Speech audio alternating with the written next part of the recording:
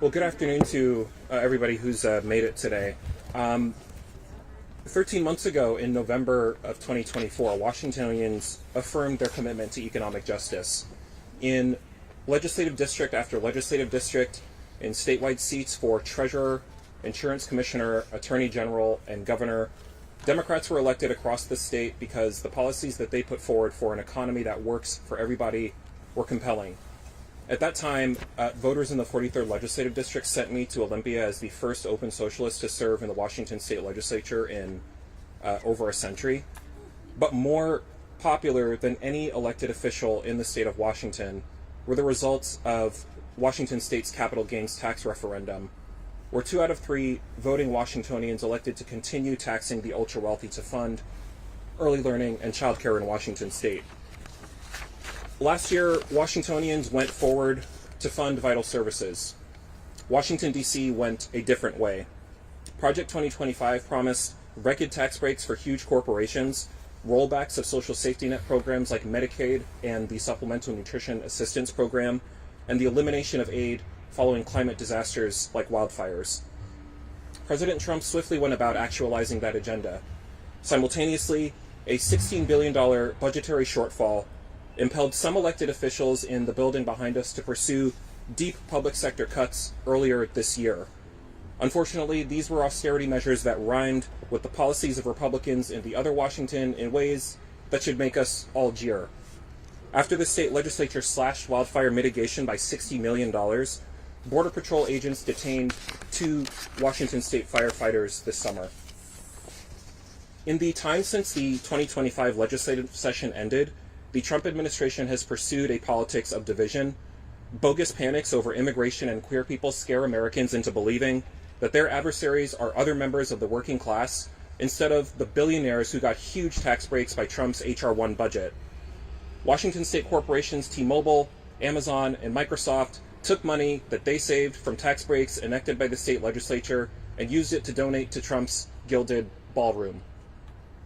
The way for Washingtonians to fight back is to build a bolder Washington, a Washington that defends the people a Washington that defends the programs that people depend on, while the other Washington defunds them.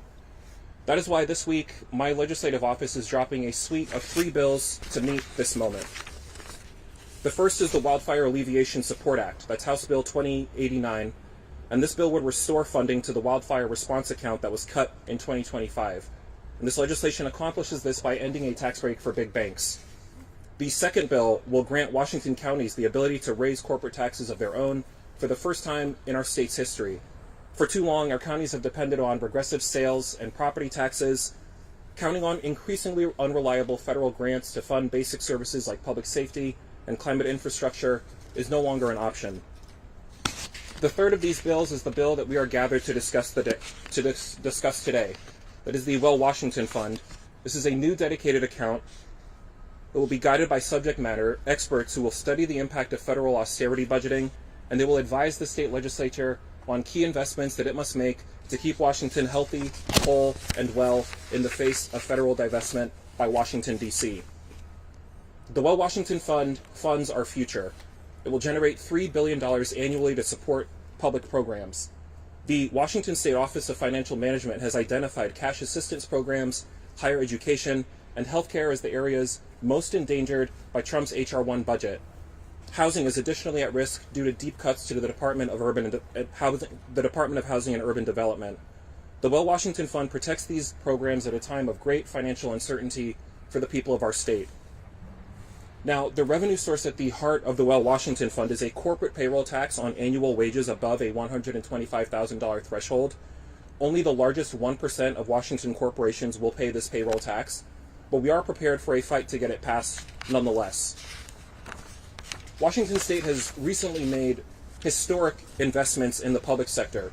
With the power of progressive revenue, college and childcare have become more affordable for thousands of Washingtonians since 2020. And at every step of the way, we've heard the same arguments from the same big business mouthpieces.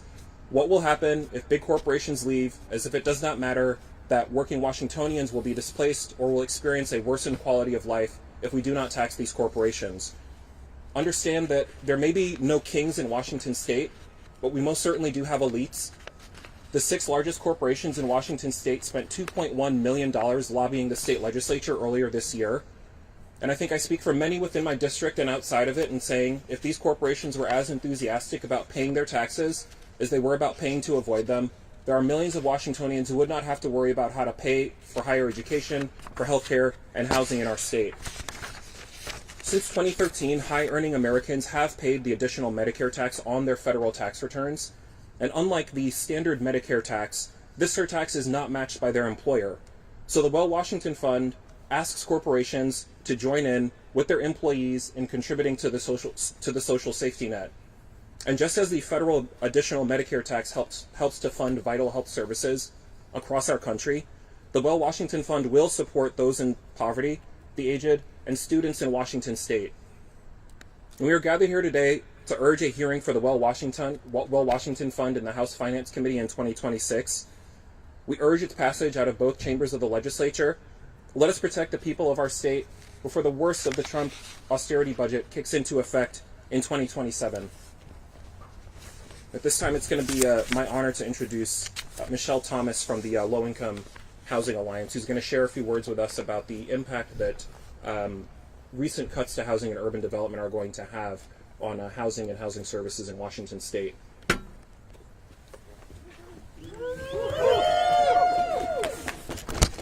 First of all, thank you so much, Representative Scott, for your leadership on this important issue. So I'm Michelle Thomas with the Washington Low Income Housing Alliance. We're a statewide organization working to prevent and end homelessness and expand opportunities for affordable housing across the state. I'm here today because progressive revenue is necessary in order to protect the many, many people across the state struggling to keep a roof over their heads. Without significant progressive tax reform, our communities will continue to suffer and homelessness will grow. The Trump administration is proposing cruel changes to the federal homelessness policies that threatens a significant loss of housing for people in our state. Without state action, over 5,000 people who are currently safely housed may lose their housing next year. But even more is at risk. Washington renters are facing statewide eviction crisis with the highest levels in evictions across the state ever seen before. And our state Right to Counsel program that helps ensure that people have a fair process when they meet their landlords in court is struggling to keep pace. If the state refuses to invest $3 million more in this next legislative session, more people will be forced out of their homes due to unfair evictions. We have no choice but to ask the state to step up to fill the gaps created by these federal policy decisions and by the growing economic inequality in our state. And again, we know the only way the state can do this is by passing significant progressive revenue and by making our tax system more fair. Thank you.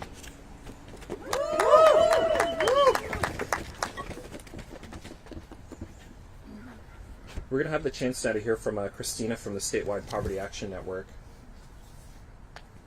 Not before I give her the microphone.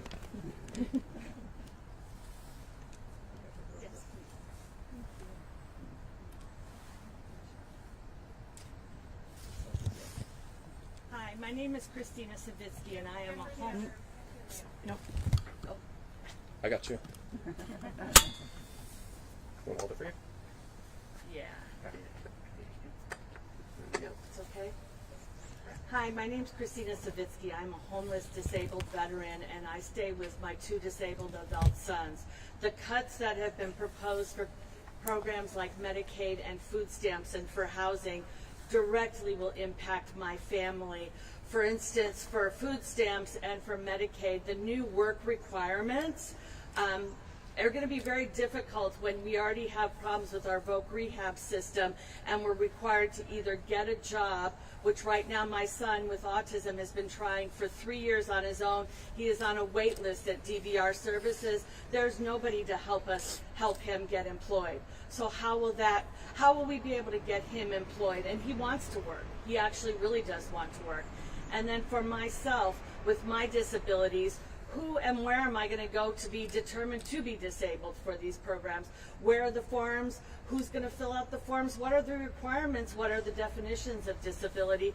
On top of all the labor that I will have to do for my family to recertify every 3 months, which I can't even do myself. I have to rely on case managers who already have me on a caseload of 150 plus per case manager at some of the programs I'm in. So right now, progressive revenue is greatly needed to help individuals like myself who are disabled to be able to get the services we need. And for things like, I need to get back with voc rehab to finish my one class, to finish my master's degree at UW, so that I can look for employment, which is also something I want to do as a disabled veteran. So we need progressive revenue in this state to overcome what is happening at the federal level to help individuals like myself. Woo!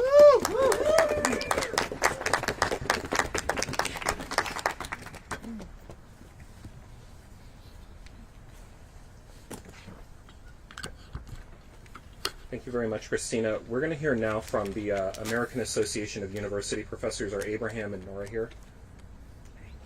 Excellent. It's right there. Hi everyone, I'm Abraham Flaxman and I'm a professor of global health and the vice president of our chapter of the American Association of University Professors at the University of Washington. Today I'm speaking in my personal capacity. I am so excited to be here today. I love Washington State and I love the University of Washington, and I'm desperate for bold leadership like this. We need to Trump-proof Washington. I'm going to tell you about the challenges we're already living through at the UW under this MAGA regime. First, like I said, I'm very happy to be here today, but let me tell you why I can be here. I'm usually busy teaching in the fall. I teach a pretty hard graduate course in the epidemiology department, Epi 554, or Introduction to Epidemic Modeling of Infectious Diseases. It's actually been quite popular in the last few years. But this year, the Epi department couldn't afford to offer all the classes they wanted, and they had to make tough choices. So no one gets to learn infectious disease modeling this year. I'm hoping to catch our students up next year. Teaching is 1/3 of our mission at the University of Washington. We're also dedicated to research and to patient care. And just like teaching, under Trump, everything else we do is at risk now too. My own research is on computer simulation and data science, and I'm going to tell you how I lost almost $1 million in federal funding for this work. Since 2022, my team has been developing data and software for probabilistic record linkage. You don't need to know what that is, but in short, record linkage is when someone gives us 2 data sets, and we stick them together so that we can answer questions that neither data set could have provided on its own.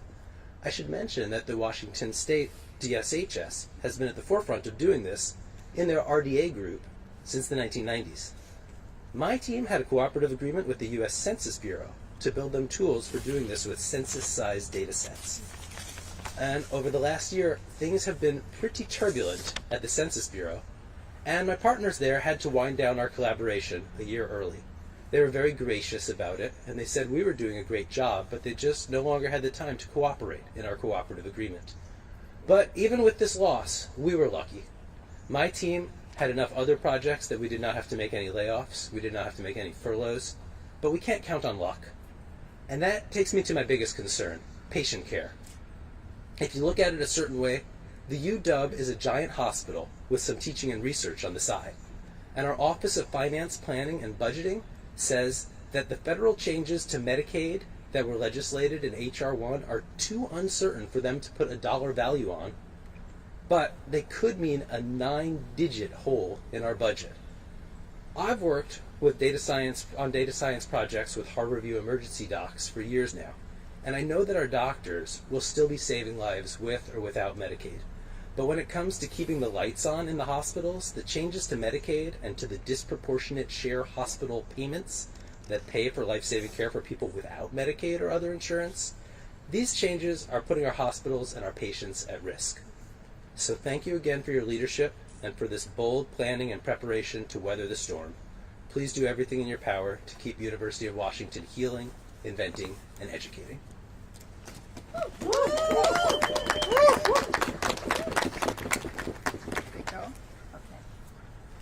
Thank you, Abby. I'm Amy Hagopian. I'm a professor emeritus at the University of Washington School of Public Health, and I serve on the board of the AAUP with Abby. I'm the elected secretary. Our AAUP chapter, by the way, is more than 100 years old at the university. So our chapter enthusiastically endorses the Well Washington Fund that Representative Scott proposes. And I'm speaking here for a faculty member who couldn't be here, Nora Kenworthy. She teaches at the University of Bothell, where she trains nurses and other public health professionals. But she is teaching at this moment and could not be here.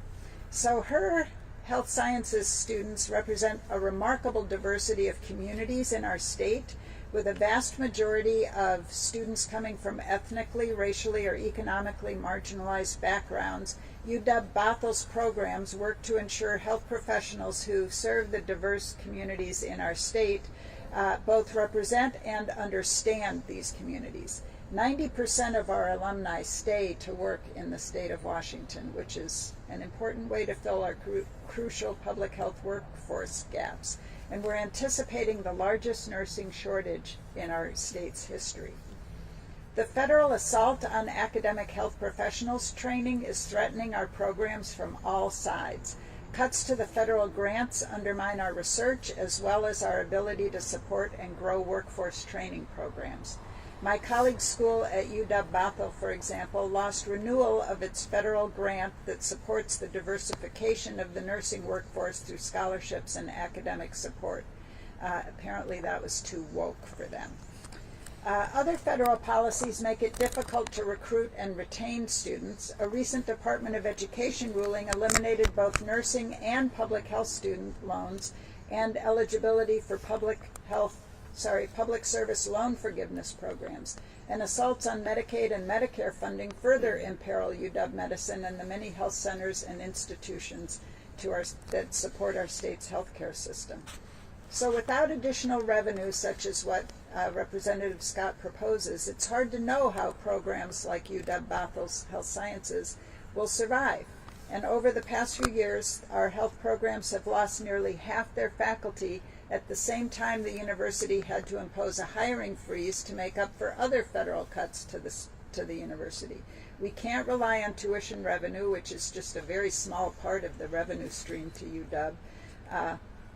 And we need enough health professionals to meet our state's needs and to continue serving our communities in ways that uplift health equity, partnership, and cultural humility.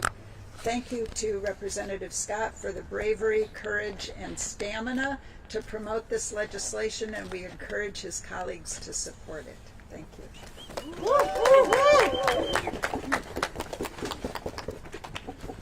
Next up, we're going to hear from Fatima Bakswala from Tech for Taxes and Balance Our Tax Code.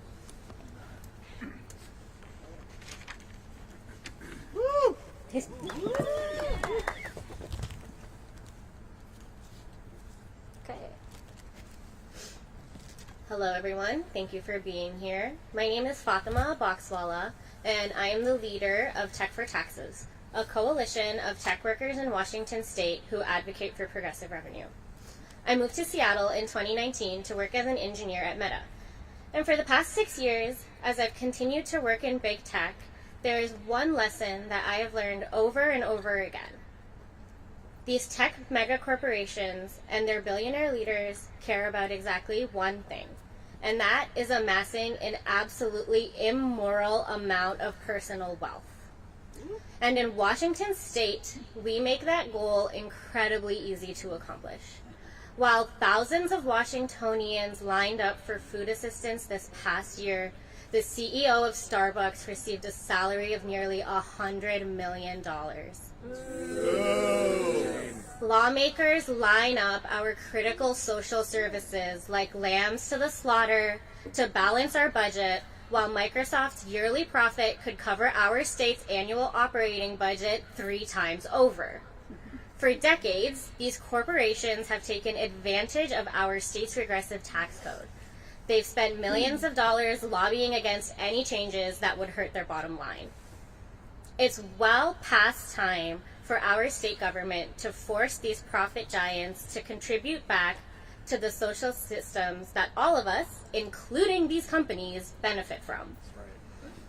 The Well Washington Fund is a critical first step in getting these corporations to pay what they truly owe into our tax system. With looming federal cuts used to pay for federal tax breaks for billions and millionaires, I want to say that the stakes have never been higher. But in reality, the stakes have always been incredibly high. The cost of not taxing these mega corporations fairly has always been the lives and well-being of working Washingtonians.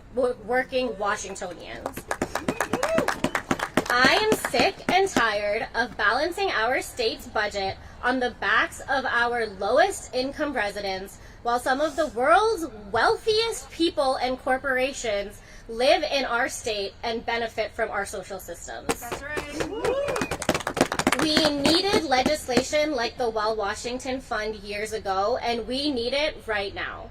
I am so grateful to Representative Scott and our allies in the legislature for fighting for progressive revenue this session, and I look forward to the fight that's going to come up around this tax in the coming months.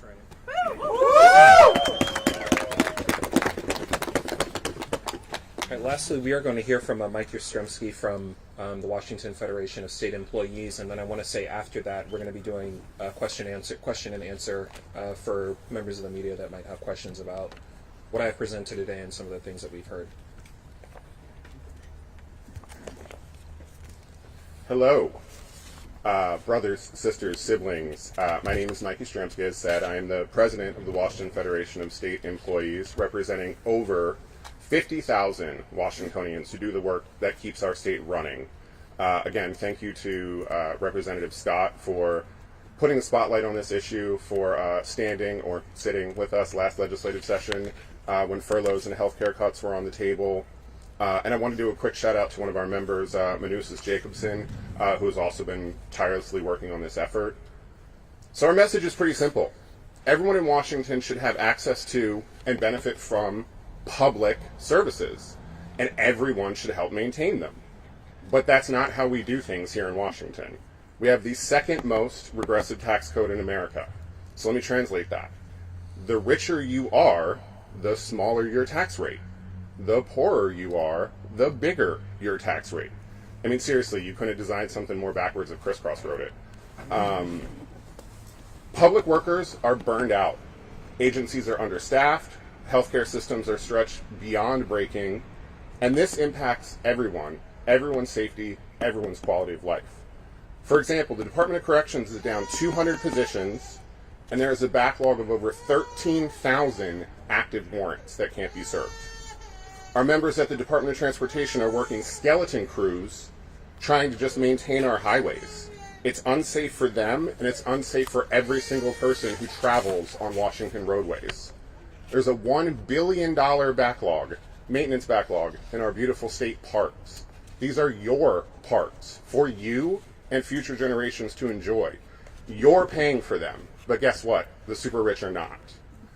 Working families are drowning while the wealthiest can't even spill a single drop of their champagne. Well, guess what? That ends with us. That ends with the Well Washington Fund. When you take a look around and you see folks lining up, that is what power looks like. That is what solidarity sounds like. And this, every single one of us together, is how we will build a Washington for all, not just the ultra-rich. We're done whispering, we're done asking politely, and we're done pretending the wealthiest people in this state don't need to pay their fair share. Today is the day we say, loud enough for everyone to hear, we are not here to be quiet. We are here to win. So I want to ask you, let's warm up. Who makes this state run? We do. Who keeps it running when everything else falls apart? We do. And who's tired of a tax code that treats us, working people, like an ATM? We are. And every time we bring this up, what do we hear? Oh man, we can't tax the rich. They might have to downgrade their luxury lot to a slightly smaller luxury yacht, you know?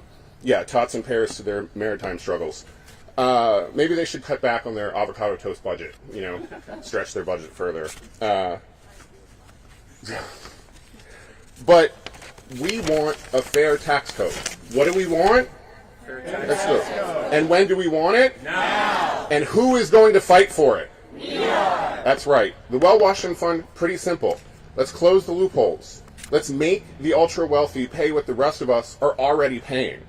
Invest in public services that actually supports the people. Build the kind of state that we deserve. Not one for the richest 1% that they can buy off the discount shelf. But again, because we are building a Washington for all people, not just the rich. Let's turn the heat up a little bit more. Every time someone says, well, we can't afford tax reform, what they really mean is, we can't afford to inconvenience billionaires and giant corporations. Heaven forbid we ask the richest among us to contribute like the rest of us do every single day. But you know what we can't afford? Caseworkers drowning in impossible caseloads, public workers who can't even afford housing, mental health systems that are one crisis away from a collapse, communities denied the services they depend on because the wealthiest hoard their share like smog.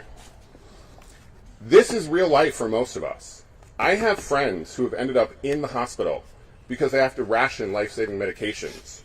I've had coworkers, people who work 40-plus hours a week serving some of the most medically complex cases in this state, living in their cars because they can't afford housing. I've met Dean's List students who can't finish their degrees because of the costs. That is what it truly costs us. That is what holds us back. And that is what we are here today to fix. So let me ask you, who deserves better? We do. And who's fighting for better? We are. And who's building a Washington for all? We are. This is our moment. This is our fight. This is our time to stand shoulder to shoulder and say, you will not balance the budget on our backs anymore. You will not starve our public services anymore. And you will not silence working people anymore. Because we are organized, we are united, and we are coming in hot.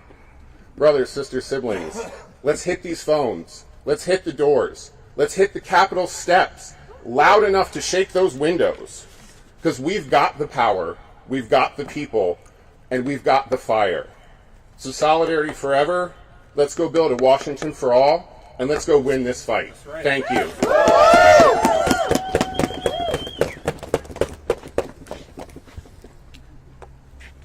We'll take a moment now to open it up for questions. We can go all day. Representative Scott, do you intend to, my name is Carlene, I'm with the Center Square, do you intend to attach an emergency clause to this bill to make it referendum proof? Well, the question was around whether or not the bill is significant enough to attach an emergency clause to it. I think that the urgency of some of the folks who have spoken today speaks eloquently to the question that you've asked, and that is something that we would definitely want to explore.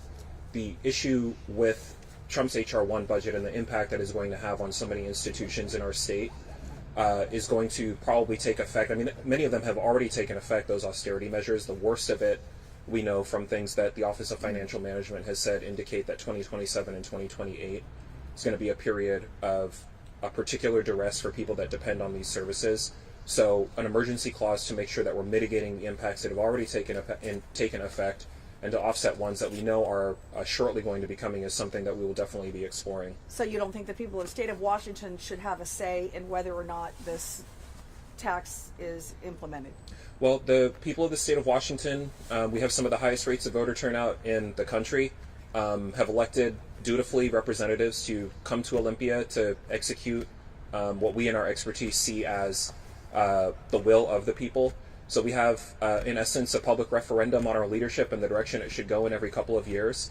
And so when the legislature makes a decision, that is a decision that I think many of the people of the state of Washington can know has been made with some of their impact. I mean, if you know anything about the legislative process, you understand that we're going to be hearing from all kinds of people who are on many sides of this issue.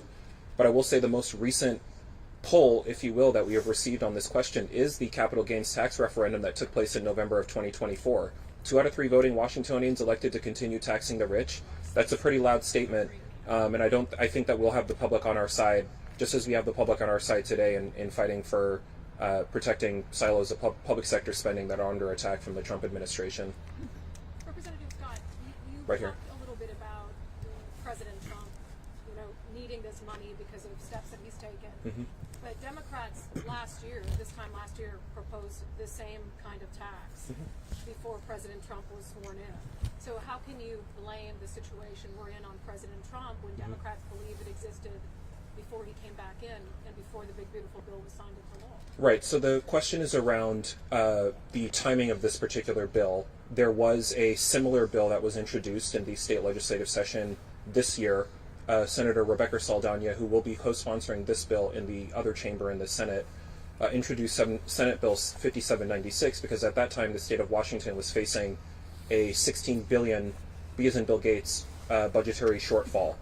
Now, part of the reason why that budgetary shortfall existed was because Washington, through last year, had a tax code that was more regressive than almost any other state in the union.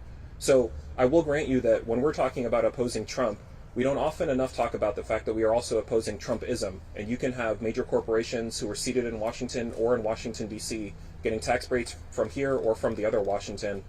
What we are talking about is the fact that we right now have a crisis in the making in three very critical silos of public sector spending. We can have all kinds of debates about how it is that we got here. This is a proposal that we are putting forward because I believe, and some of about 150 of my closest friends also believe, that this is going to be a solution that we can bring forward. And so we can have all kinds of debates about the timing of it, how we got here, but this is a solution that we believe is going to make people's lives in our state better. To that end, just on the solution aspect of it, I mean, we don't really have to guess what the negative impacts of a tax like this can be. When Seattle was thinking about taxing high-paying jobs, and initially it was a head tax, then it was a tax on high-paying jobs. I did an interview with another socialist, Shama Sawant, and I said, will you own it if Amazon moves jobs out of the city? And she kind of was trying to call their bluff. The first thing they did is move 10,000 jobs to Bellevue. Right. So, and now Bruce Farrell came out and said the amount of money we're getting from the Jumpstart tax has diminished because businesses are leaving rather than pay it. So do you understand that there is a likelihood that businesses could decide, Microsoft just said they would, Sure, to move jobs out of the state? And are you concerned about that? Right. So we have a situation with many major corporations, in particular Amazon and Microsoft, which I think one of which you had mentioned, have already been shedding jobs. They didn't need tax policy to be an impetus to invest in artificial intelligence, and the goal of that technology is to divest from human labor. We have seen many times in the state legislature the threat of jobs being relocated hung over the head of state lawmakers, most famously perhaps in the example of Boeing, where they shook the state legislature down for the single largest corporate welfare package that was granted by a state government in the history of the republic, and then they moved the jobs anyway. I am much more concerned about working people who are going to be displaced, working people who might move from Washington because they can't afford childcare, because they can't afford the cost of medicine, because this is not a good place to try to start or raise a family or go to school. The perspective that you are speaking from, frankly, is very well represented in the state legislature by the major corporations that have spent millions over the years lobbying the state legislature, and they expect a return on investment. Those aren't the entities that I center in my policy making. I believe that they're spoken for enough in Olympia. Next question. Here. Are you optimistic about building a coalition to pass this bill with Republicans and Democrats alike have indicated that they're a little tax shy in 2026? Well, Republicans comprise a tiny minority in state government for a reason. Nonetheless, the people within their districts, Franklin County, Benton County, others, you see very, very high rates of reliance on food stamps and cash assistance programs, such as the kind that the Well Washington Fund will support. So if GOP leadership continues to want to be out of step with where some of their actual voters might be, that's their problem. This is a fight for people across Washington state, understanding that we see actually higher density of rates of support for cash assistance programs and higher reliance on Medicaid, oftentimes in red GOP-led districts than we see in blue ones. And each life in Washington state is precious, so we're fighting for all of them. With respect to Democrats, I should like to believe that as a member of the House Democratic Caucus that progressive revenue is going to be a priority in this session. We do a lot of talking in the House Democratic Caucus about the terrible impact that the second Trump presidency has been having. And so we want to make sure that the voices of people who agree with that gist are amplified, and that's what this press conference is about today. Follow up?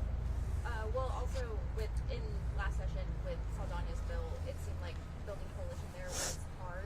Do you have a different strategy this time around? What I would say is, and the senator did excellent work shepherding that bill, which got a great hearing in the Senate and the other chamber. What we didn't know earlier on this year was the full extent of the cuts that we would be seeing from the federal level. And now that we have that policymaking context, that awareness of what the particular silos of public sector spending that are in danger might be, my hope is that there's going to be an added sense of urgency from inside the state legislative building, because as you see today, there's quite a bit of urgency outside of it, and people wanting to see this institution do right by the people who elected officials here. Have you had any conversations with House leadership at this point about whether they would support this bill? And likewise, any conversations with House Finance Committee leadership about whether they'll hear it? I have had a number of encouraging meetings that have let me know that revenue is something that has to be seriously considered. I see myself as much as an organizer as I do a lawmaker, and I believe that a core tenet of organizing is bringing to the table voices of people that are not necessarily present inside or who do not have their perspectives properly represented on the inside. So this is part of the legislative process, and we look forward to making sure that our viewpoint is made clear, that the urgency around this issue is felt appropriately by state lawmakers, whether they're in leadership or without. You said something interesting a minute ago. Would you like a follow-up? I actually agree with you. Yes, please. Okay. You said that Washington is not a good place, I'm going to misquote you, to live, work, raise a family, or go to school. Whose fault is that? Well, we can definitely have a very, very thorough conversation about... It's not a good state to do all those things. Whose fault is Sure. So we can have a great conversation about the shortcomings of elected officials who have maybe been here longer than I have. I was elected last November. I have done my best to put forward policies that are going to be good for people in our state. And I think it's part of the democratic process to criticize where criticism is due. Are other folks who spoke willing to take any questions? No. No, they're not. Any other questions? You said before before you open this up, you said that others who spoke would be willing to take questions. I'll take questions on their behalf. If you have a question My for question was somebody going who to be spoke. for Fatima, because you came to work. You said for Meta. Do you still work there? You don't. Okay. But that's the extent of that's. If you have a question for me, that's perfectly fine. So if companies like Meta, Microsoft, these big guys don't bring in workers for those more lucrative paying jobs because of your suggested tax, and they're only bringing in low wage jobs, and the other ones are out of the state, then the tax revenue you wish to create from this tax won't exist. Can I ask a question about which outlet you report for? The Central Square. I said that when I asked you the first question. Thank you very much. And have you reported at all on AI in the last year or couple of years? Not so much? Okay, so when Is that meant to be insulting? No. It's directly relevant to the question that you're asking, because when I hear people talking about concerns around jobs being shed, which is a very Can you answer my question? I will answer it. I will answer it absolutely. When I hear people voice concerns about jobs that might be shed, which is a very important question. There are many deindustrialized communities throughout Washington state that have been hit very hard by corporations that did decide to relocate because they didn't want to pay what they owed in taxes. But then I don't hear any concerns around the fact that many of these corporations are actively investing in technology that is designed to divest from human labor. That strikes me as incredibly disingenuous, because what it shows is that many corporations are doing the job shedding on their own volition. So if we're not applying the same scrutiny that we have to those business practices which are designed to divest from human labor, but we are talking about tax policy which is going to fund people that are here, people that are contributing to the tax base, people that want to be in Washington state, what that tells me is that that's actually more pro-corporate propaganda than it is an actual question. Next question. I'm ready for you to answer my question. Next question. You did not... I do have a general question about the budget. Well, actually, Carlene, do you want to get your question answered? I would appreciate you answering my question. I said, so if your tax is implemented, right, then these companies like Meta, Amazon, they're not going to want to locate the higher paying jobs here. Right. They'll locate them elsewhere, and they might still keep their lower wage earners here. Then Right. your tax isn't going to create the wealth that you are saying it's going to create. Right. Can you speak to that? Yeah, well, there's a trade-off in all policymaking discussions. At present, the unfortunate reality is that we rely mostly on property and sales taxes in Washington State, which is to say, those are people who are actively contributing to the tax base in Washington. So when we have very, very well-funded public programs, when we have well-funded higher education, when we have well-funded healthcare in Washington State, housing that's very affordable, that's going to attract a lot of people to come to Washington State. And by the by, when those investments have been made historically, that has been something that has benefited major corporations anyway. The Supplemental Nutrition Assistance Program, for every federal dollar that is spent in Washington State, it generates $1.50 of economic activity. So I do not center the perspective of big business in our policymaking. As I said before, that perspective is very well represented here in Olympia. At the same time, I do recognize that there is a corollary positive effect from policies such as these, because one thing that's good for business is when people have money to spend, when people have a roof over their heads, when people want to come to Washington State because of the services that we have here. So I'm more interested in protecting the services that people who are here actively and enthusiastically contributing to the tax base. And the corporations' perspective is very well represented here in Olympia, I think. Just a basic follow-up. Right here. You know, there seems to be this sort of insinuation that we don't have the money we need to pay for the basics. I think you articulated some of the basic things that people are lacking. Our state budget has ballooned 170%, accounting for inflation, since 1991. Right. We just passed the largest tax increase in state history.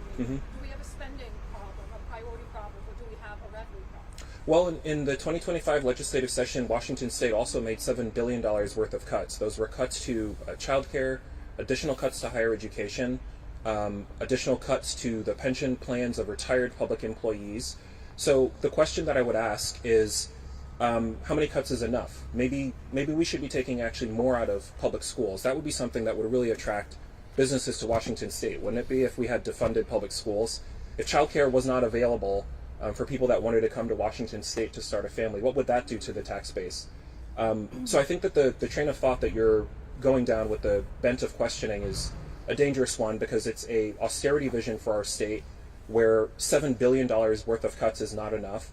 And so what we're here today to talk about is the fact that revenue is the way that we solve many of the problems that are posed in front of us. And so that's what this is about today. How can you call it austerity, though, when it's Do we have? We've heard quite a lot from this person. I just want to make sure that we have others with the ability to ask questions as well. And then if we come back to you, if nobody else has anything, then we can go on. Okay. Because you asked, you know, how many cuts is enough? How many taxes is enough? I mean, is there a point of revenue where you'd be satisfied with the number of taxes, the amount of revenue we have? Yeah. Well, I think taxes. You guys laugh, but real people are impacted by these taxes. You know this. That's right. We saw a ton of taxes They are. go up. So what I would say is that the taxing in and of itself is not the social good. The good is making sure that institutions that people rely on are well funded. So as long as we are still hearing from people talking about not being able to have affordable housing, people having a hard time getting a higher education, people who are going to be kicked off of the Medicaid rolls, people who are having a hard time accessing basic services, taxing as a matter of basic arithmetic is the way that we get to funding those programs. So as long as we have people that are willing to come down to Olympia in the middle of the day when it's not even the legislative session to say that we need basic services funded, that's my gauge for whether or not we have done enough on the revenue question in Washington State. This is the answer. Yeah, but there seems to be I mean, if there's other reporters who are not asking any questions, there seems to be a general kind of laughter or disdain for job creators. And the truth is, our state, that's proof of it. The truth is, you know, there are a ton of businesses will be impacted. Several restaurants near Amazon just closed. And Right. the result is Amazon's moving jobs out. There's this entire ecosystem of small businesses that relies on those jobs being there. Right. So this sort of disdain or scoffing for the contributions that some of those major corporations have made up and down our economy Right. is sort of bewildering to people who understand it. Sure. So the laughter that you hear has to do with the fact that many of the people who are represented here at this rally today are working people who are largely responsible for the profits that those companies have created. We see the policy outcomes of the corporations very, very well reflected. The policy imperatives of the people who helped to create that wealth by selling their labor to those corporations less well represented. And I think that sometimes laughter speaks for itself. There are a lot of people who I think are quite used to seeing big business mouthpieces of various kinds trumpet some of the same talking points. This is a space where we're trying to talk about what it looks like to invert how our politics look. What does it look like to actually put working people at the center of them, as opposed to big corporations that, as I said before, are quite spoken for in Olympia. That's right. Yeah. So would you like them to leave? Oh, there's a question right Is here. there actually a fear that these businesses will suffer when they are the ones receiving these big tax breaks? I would say that there are many major corporations that have benefited from enormous tax subsidies, such as the kind that the Washington Fund does not address. That is a question for many other kinds of legislation, including House Bill 2089, another bill that closes a loophole for large financial institutions. I would say that many of the largest corporations in our state, as a corollary impact of the policy that we're pursuing, are going to be impacted for sure, but probably impacted for the better when you have more people wanting to move to Washington State because of adequately funded social services, more people wanting to go to school here, people understanding that they can go to Washington if they are sick, if they need to get well, because we have a very accessible healthcare. I would question the value of a business endeavor that did not see the value of very well-funded public services. Would you like them to leave, Representative Scott? Do you think that Amazon and Microsoft are a net good for our state? Say more about that. When you say net good, what do you mean? Do you think that they, very, very plainly what it says, do you think they contribute and add more value to our state than they detract? I think that workers, were they to collectivize, could come up with something like Amazon on their own, but that Amazon has a very difficult time providing the value that you would like to see in reverse. In other words, I think that working people getting together, forming unions, coming out and lobbying for policies such as this, could create something that resembled an Amazon corporation without that added layer of exploitation. But I don't know that Amazon's leadership, such as it is, would be able to do something like that on its own. So I'm much more concerned with the social good of people that are in Washington State, that want to be here, that believe in Washington State enough to fight for well-funded public programs. And they can speak for themselves through other channels if they would like to. When the billionaire class comes for this bill, and you can see that they have, what are you going to do to make sure that they lose? A lot of this and more. For context, this is not even the state legislative session, which begins in about 5 or 6 weeks. This was a midday rally that was held more or less at the height when you could expect to have to brave rush hour traffic to come down. We got a lot of people to come down here to fight for this bill. And we have to believe that as we get closer to the state legislative session, as it becomes clearer and clearer what the impact of H.R. 1 is going to be, that those voices are going to be amplified even further. And the next time we're out here talking about fighting for this bill, the crowd is going to be even bigger. It's about movement building. For me, as somebody who was elected in a sense as an organizer, you're trying to add voices to the table and to the discussion that are not presently represented. And I think that this is a great show of what's possible when everyday people, when people who are part of unions, people who make our public institutions run, get involved in our public discussion. It tilts the table, and it makes victory that much more likely. Okay, thank you.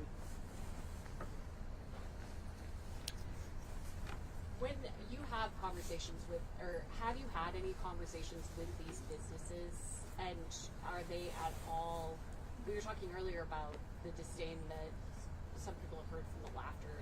Do you feel like they're acting with disdain towards working people, and do you feel like there's a world where they could be at the table telling us how we could tax them in an effective way to create a safer budget? I mean, is there any good faith conversations with them? So I will say that one of the most encouraging conversations that I had in the last legislative session was with a credit union lobbyist who wanted to discuss what some of the revenue options on the table were. They let me know about an exemption that existed in what was called the first mortgage interest deduction, where there are a lot of non-community banks that are nonetheless making use of tax exemptions that are meant for community banks. So House Bill 2089, which is a bill that funds the wildfire mitigation account, actually was born out of that discussion with a credit union lobbyist who said, we want to be part of this discussion. We don't necessarily think we're going to be hit by this tax, but we want to be part of the solution to a problem, which is the problem of austerity.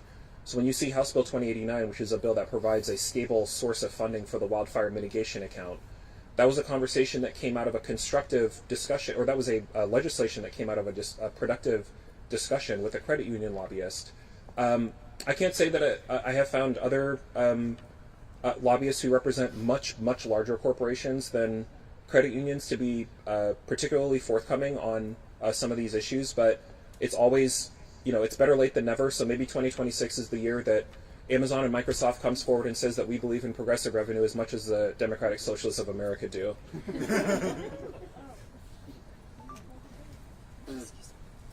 Okay. There was a bill introduced that would add a tax to a bill last year that taxes temporary workers that already exist, but they want to add paid protesters.